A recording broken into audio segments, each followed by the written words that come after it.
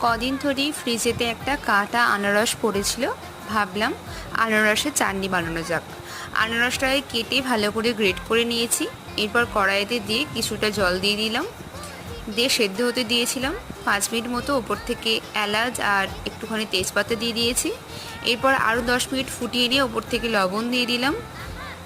ঢাকা দিয়ে রেখেছিলাম প্রায় 10 মিনিট মতো। ওপর থেকে আমি কিছু কাটা আনারসকে দিয়ে দেবো, ছোটো ছোটো করে কেটে রেখেছিলাম। এইগুলো দিয়ে দেওয়ার পর আরও 10 মিনিট আনারসটা ফুটিয়ে নিতে হবে। এরপর ওপর থেকে চিনি দিয়ে দিলাম। ভালো করে নাড়িয়ে নেওয়ার পর ওপর থেকে আমি কিছুগুলো ড্রাই ফ্রুটস কেটে রেখেছিলাম, চেরি, আমসত্ত্ব আর কিশমিশ দিয়ে দিলাম।